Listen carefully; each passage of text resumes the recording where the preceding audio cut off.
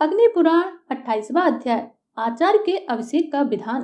नारद जी कहते हैं, महर्षियों, अब मैं आचार्य के अभिषेक का वर्णन करूंगा, जिसे पुत्र अथवा पुत्रोत्पम श्रद्धालु शिष्य संपादित कर सकता है। इस अभिषेक से साधक सिद्धि का भागी होता है और रोगी रोग से मुक्त हो जाता है। राजा को राज्य और स्त्री को पुत्र की प्राप्ति होती है। इससे अंतःकरण के मल का नाश होता है। मिट्टी के बहुत से घड़ों में उत्तम रत्न रखकर एक स्थान पर स्थापित करें। पहले एक घड़ा बीच में रखें, फिर उसके चारों ओर घट स्थापित करें। इस तरह 1 सहस्त्र या 100 आवृत्ति में उन सब की स्थापना करें। फिर मंडप के भीतर कमलाकार मंडल में पूर्व और ईशान कोण के मध्य भाग में पीठ या सिंहासन पर भगवान विष्णु को स्थापित करके पुत्र एवं साधक आदि का सकलीकरण करें। तदनंतर शिष्य या पुत्र भगवत पूजन पूर्वक गुरु की अर्चना करके उन कलशों के जल से उनका अभिषेक करें। उस समय गीत वाद्य का उत्सव होता रहे।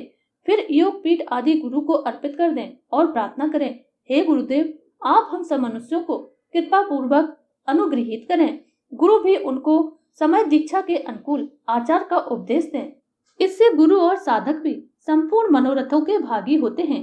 इस प्रकार आदि आग्नेय महापुराण में आचार्य के अभिषेक की विधि का वर्णन नामक 28वां अध्याय पूरा हुआ। अग्नि पुराण 29वां अध्याय। मंत्र साधन विधि। सर्वतोभद्रादि मंडलों के लक्षण। नारद जी कहते हैं, मुनिवरों, साधक को चाहिए कि वह देव मंदिर आदि में मंत्र की साधना करे। घर के भीतर शुद्ध भूमि पर मंडल में परमेश्वर श्री हरि का विशेष पूजन करके चौकोर क्षेत्र में मंडल आदि की रचना करे। 256 कोष्ठों में सर्वतोभद्र मंडल लिखे। यह क्रम है कि पूर्व से पश्चिम की ओर तथा उत्तर से दक्षिण की ओर बराबर 17 रेखाएं खींचे। ऐसा करने से 256 कोष्ठ बन जाएंगे। उनमें से बीच के 36 कोष्ठों को एक करके उनके द्वारा कमल बनावें अथवा उसे कमल का क्षेत्र निश्चित करें। इस कमल क्षेत्र के बाहर चारों ओर की एक एक पंक्ति को मिटाकर उनके द्वारा पीठ की कल्पना करें अथवा उसे पीठ समझें। फिर पीठ से भी बाहर की 2-2 पंक्तियों का मार्जन करके उनके द्वारा वीथी की कल्पना करें। फिर चारों दिशाओं में द्वार निर्माण करें। पूर्वोक्त पद्म क्षेत्र में सब और बाहर के 12वें भाग को छोड़ दें और सर्व मध्य स्थान पर सूत्र रखकर पद्म निर्माण के लिए विभाग पूर्वक समान अंतर रखते हुए सूत घुमाकर 3 व्रत बनावें। इस तरह उस चौकोर क्षेत्र को गोल बना देवें।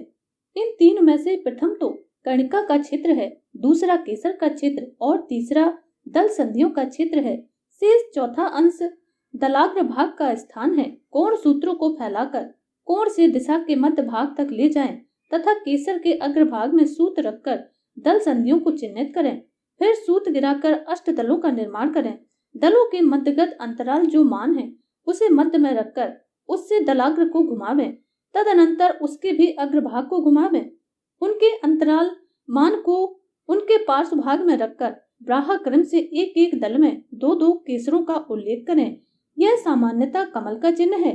अब 12 दल कमल का निर्माण किया जाता है। कर्णिका वर्धमान से पूर्व दिशा की ओर सूत रखकर क्रमशः सब ओर घुमावें। उसके पार्श्व भाग में भ्रमण योग से 6 कुंडलियां होंगी और 12 मत्स्य चिन्ह बनेंगे। उनके द्वारा 12 दल कमल संपन्न होगा। पंचदल आदि की सिद्धि के लिए भी इसी प्रकार मत्स्य चिन्हों से कमल बनाकर आकाश रेखा से बाहर जो पीठ भाग है वहां के कोष्ठों को मिटा दें। पीठ भाग के चारों कोणों में 3-3 कोष्ठकों को उस पीठ के पायों के रूप में कल्पित करें। अवशिष्ट जो चारों दिशाओं में 2-2 जोड़े अर्थात 4-4 कोष्ठक हैं, उन सबको मिटा दें। वे पीठ के पाटे हैं। पीठ के बाहर चारों दिशाओं की 2-2 पंक्तियों को विधि के लिए सर्वथा लुप्त कर दें। तदनंतर चारों दिशाओं में 4 द्वारों की कल्पना करें। विधि के बाहर जो 2 पंक्तियां शेष हैं, उनमें से भीतर वाली पंक्ति के मध्यवर्ती 2-2 कोष्ठ और बाहर वाली पंक्ति के मध्यवर्ती 4-4 कोष्ठों को एक करके द्वार बनाने चाहिए। द्वारों के पार्श्व भागों में विद्वान पुरुष 8 शोभा स्थानों की कल्पना करें और शोभा के पार्श्व भाग में उप शोभा स्थान बनावें। उप शोभाओं की संख्या भी उतनी ही बताई गई है जितनी की शोभाओं की। उप शोभाओं के समीप के स्थान कोण कहे गए हैं। तदनंतर चारों दिशाओं में 2-2 मध्यवर्ती कोष्ठकों का और उससे ब्रह पंक्ति के 4-4 मध्यवर्ती कोष्ठकों का द्वार के लिए चिंतन करें। उन सबको एकत्र करके मिटा दें। इस तरह 4 द्वार बन जाते हैं। द्वार के दोनों पार्श्वों में क्षेत्र की बाह्य पंक्ति के एक एक और भीतरी पंक्ति के 3-3 कोष्ठों को शोभा बनाने के लिए मिटा दें। शोभा के पार्श्व भाग में उसके विपरीत करने से, अर्थात क्षेत्र की बाह्य पंक्ति के 3-3 और भीतरी पंक्ति के एक एक कोष्ठ को मिटाने से उपशोभा का निर्माण होता है।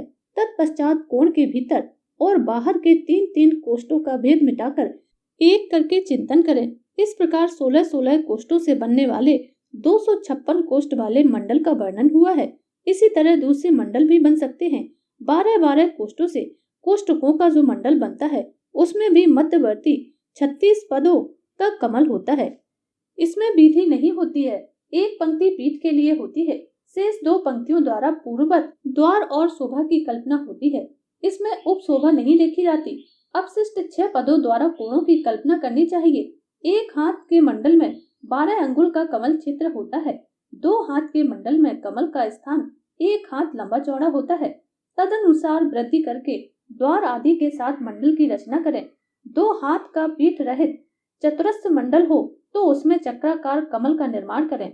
9 अंगुल का पद्यार्थ कहा गया है। 3 अंगुलों की नाभि मानी गई है। 8 अंगुलों के अरे बनावे और 4 अंगुलों की नेमी। क्षेत्र के 3 भाग करके फिर भीतर से प्रत्येक भाग के 2 भाग करें। भीतर के जो 5 कोष्ठक हैं उनको अरे या आरे बनाने के लिए मार्जित करके उनके ऊपर अरे अंकित करें। वे अरे इंदी भर के दलों सी आकृति वाले हों अथवा बिजौरा नींबू के आकार के हों या कमल दल के समान विस्तृत हों अथवा अपनी इच्छा के अनुसार उनकी आकृति चिन्हित करें। अरों की संधियों के बीच में सूत रखकर उसे बाहर की नेमी तक ले जाएं और चारों ओर घुमावें। अरे के मूल भाग को उसके संधि स्थान में सूत रखकर घुमावें तथा अरे के मध्य में सूत स्थापन करके उस मध्य भाग के सब ओर समभाव से सूत को घुमावें। इस तरह घुमाने से मातुलिंग के समान अरे बन जाएंगे। 14 पदों के क्षेत्र को 7 भागों में बांटकर पुनः 2-2 भागों में बांटें अथवा पूर्व से पश्चिम तथा उत्तर से दक्षिण की ओर 15-15 समान रेखाएं खींचें। ऐसा करने से 196 कोष्ठक सिद्ध होंगे। वे जो कोष्ठक हैं उनमें से बीच के 4 कोष्ठकों द्वारा भद्र मंडल लिखे उसके चारों ओर वीथी के लिए स्थान छोड़ दें। फिर संपूर्ण दिशाओं में कमल लिखें। उन कमलों के चारों और वीथी के लिए एक एक कोष्ठ का मार्जन कर दें। तत्पश्चात मध्य के 2-2 कोष्ठ ग्रीवा भाग के लिए विलुप्त कर दें। फिर बाहर के जो 4 कोष्ठ हैं उनमें से 3-3 को सब ओर मिटा दें। बाहर का एक एक कोष्ठ ग्रीवा के पार्श्व भाव में शेष रहने दें। उसे द्वार शोभा की संज्ञा दी गई है। बाह्य कोणों में 7 को छोड़कर भीतर भीतर के 3-3 कोष्ठकों का मार्जन कर दें।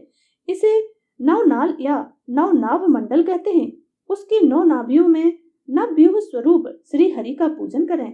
25 व्यूहों का जो मंडल है यह विश्वव्यापी है अथवा संपूर्ण रूपों में व्याप्त है। 32 हाथ अथवा कोष्ठ वाले क्षेत्र को 32 से ही बराबर बराबर विभक्त कर दें, अर्थात ऊपर से नीचे को 33 रेखाएं खींचकर उन पर 33 आड़ी रेखाएं खींचें। इससे 1024 कोष्ठक बनेंगे। उनमें से बीच के 16 कोष्ठकों द्वारा भद्र मंडल की रचना करें। फिर चारों ओर की एक एक पंक्ति छोड़ दें। तत्पश्चात 8 दिशाओं में 16 कोष्ठकों द्वारा 8 भद्र मंडल लिखें। इसे भद्राष्टक की संज्ञा दी गई है। उसके बाद की भी एक पंक्ति मिटाकर पुनः पूर्ववत 16 भद्र मंडल लिखें। तदनंतर सब ओर की एक एक पंक्ति मिटाकर प्रत्येक दिशा में 3-3 के क्रम से 12 द्वारों की रचना करें। बाहर के 6 कोष्ठ मिटाकर बीच के पार्श्व भागों के 4 मिटा दें। फिर भीतर के 4 और बाहर के 2 कोष्ठ शोभा के लिए मिटावें। इसके पश्चात उपद्वार की सिद्धि के लिए भीतर के 3 और बाहर के 5 कोष्ठों का मार्जन करें। तत्पश्चात पहले की तरह शोभा की कल्पना करें। कोणों के बाहर से 7 और भीतर के 3 कोष्ठ मिटा दें। इस प्रकार जो पंचविंशति का व्यूह मंडल तैयार होता है उसके भीतर की कमल कणिका में परब्रह्म परमात्मा का यजन करें। फिर पूर्वादि दिशाओं के कमलों में क्रमशः वासुदेव आदि का पूजन करें। तत्पश्चात पूर्ववर्ती कमल पर भगवान बाराह का पूजन करके क्रमशः व्यूहों की पूजा करें। यह क्रम तब तक चलता रहे जब तक 26वें तत्व परमात्मा का पूजन संपन्न न हो जाए। इस विषय में प्रचेता का मत यह है कि एक ही मंडल में इन संपूर्ण कथित व्यूहों का क्रमशः पूजन यज्ञ संपन्न होना चाहिए। परंतु सत्य का कथन है कि मूर्ति भेद से भगवान के व्यक्तित्व में भेद हो जाता है, अतः सबका पृथक पृथक पूजन करना उचित है। 42 कोष्ठ वाले मंडल को आड़ी रेखा द्वारा क्रमशः विभक्त करें। पहले एक एक के 7 भाग करें, फिर प्रत्येक के 3-3 भाग और उसके भी 2-2 भाग करें। इस प्रकार 1764 कोष्ठक बनेंगे। बीच के 16 कोष्ठों से कमल बनावें। पार्श्व भाग में वीथी की रचना करें, फिर 8 भद्र और वीथी बनावें। तदनंतर 16 दल के कमल और वीथी का निर्माण करें। तत्पश्चात क्रमशः 24 दल के कमल, वीथी, 32 दल के कमल, वीथी, 40 दल के कमल और वीथी बनावें। तदनंतर शेष 3 पंक्तियों के द्वार, शोभा और उपशोभाएं बनेंगी।